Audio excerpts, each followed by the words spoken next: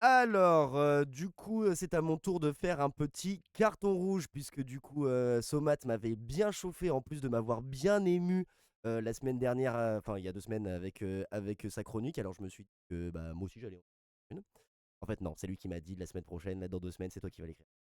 Je m'y plie. Ça va que c'est un exercice que j'aime bien.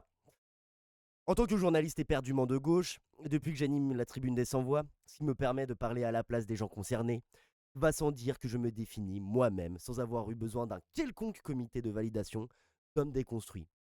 Ou, comme le dirait mon cher Abraham Lincoln, que je salue et dont je déplore son absence d'ailleurs, un homme boulgour.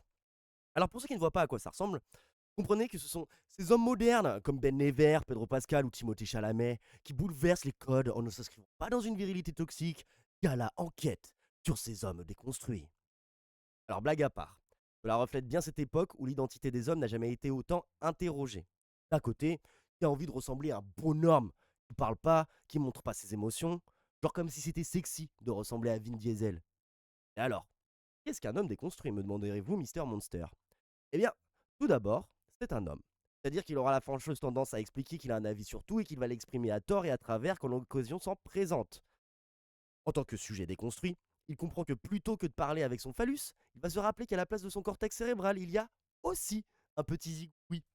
Et c'est ainsi qu'il va nous présenter comme objet de théorie militante puissante sa masturbation intellectuelle en invoquant soit King Kong Theory, soit Jouissance Club, ou, s'il a en fac d'histoire, le deuxième sexe de Simone de Beauvoir. Alors j'ai une take.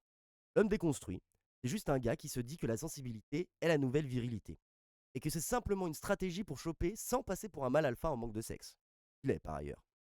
Alors la déconstruction, celui qui en parle le mieux, c'est Pierre Bourdieu. Une notion opérante. C'est comme un outil d'auscultation médicale. On l'applique sur des structures sociales pour mieux les décortiquer. Donc, déjà, être déconstruit, c'est quelque chose qui n'a pas vraiment de sens. Comme si on pouvait désassembler des êtres humains façon Lego. Ce qu'on déconstruit, ce n'est pas les gens, mais les structures, les collectifs, les normes, les principes, etc. Justement, Pierre Bourdieu, lui, écrit non pas sur la déconstruction masculine, mais bel et bien sur la domination masculine, d'où le titre page que vous voyez. Alors je sais qu'il y a des créateurs de contenu ou autres gauchistes en herbe sur YouTube qui viennent tout droit de la fac de socio à Nantes qui vont expliquer que les concepts de cet ouvrage sont déplacés. Évidemment, la recherche a progressé sur cette question, mais l'ouvrage a au moins ce mérite d'expliquer que ce qu'il faut déconstruire dans la masculinité, ce sont les mécanismes de sa domination. En d'autres termes, un homme qui se rend compte de la domination mais qui ne fait rien pour agir dessus n'est ni un allié, ni déconstruit, ni féministe.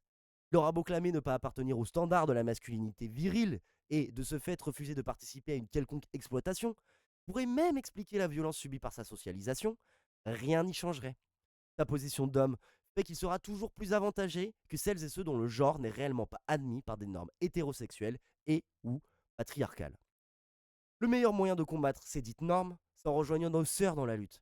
Pas en se la jouant homme déconstruit, mais peut-être en arrêtant d'être dans le déni de notre position de domination. La suite lors de la prochaine chronique.